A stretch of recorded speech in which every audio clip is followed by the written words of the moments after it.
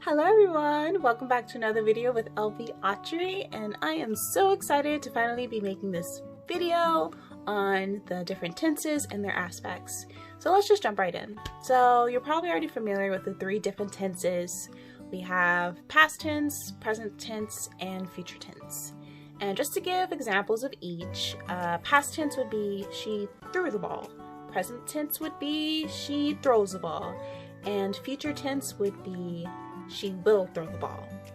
So usually in the writing community, switching tenses is frowned upon, and honestly, it's a telltale sign that you're a newbie writer. So I wanted to make this video for those that are aspiring writers and maybe aren't too familiar with the tenses and their aspects and want to kind of fine-tune their craft and, you know, grow a little bit. So let's give some examples. I got some books here.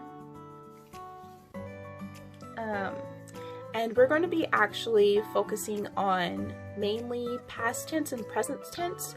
I haven't seen too much future tense books, at least not on my shelf. So we're going to be focusing on those two tenses, and then the four different aspects that we have are simple, perfect, continuous, and perfect continuous. So let's start with the first example. Very popular book, The Hunger Games. This book is actually written in present simple. And let's start with an example sentence. As I stride toward the elevator, I fling my bow to one side and my quiver to the other. So, I mean, it's pretty simple. Simple is in the name. I love writing in this tense. It feels like you're right there in the middle of the action and the scene is happening right before you, and it's just simple. It simplifies everything. So yeah, that's one of my favorite tenses to use. Let's move on to the next example. I have I Am the Cheese by Robert Cormier.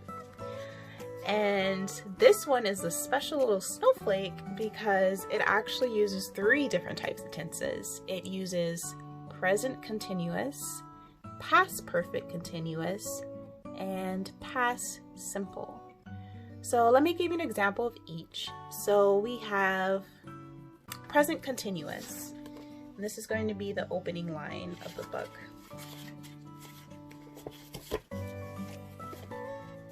I am riding the bicycle and I am on Route 31 in Monument, Massachusetts, on my way to Rutherford, Vermont, and I am pedaling furiously because this is an old-fashioned bike. No speeds, no fenders, only the warped tires and the brakes that don't always work. That is a very long sentence. I didn't even finish that sentence, but I think you got the point. And let's give another example of let's do past perfect continuous.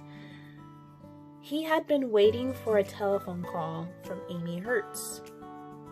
And try to notice the difference between that past perfect and this sentence, which will be past simple.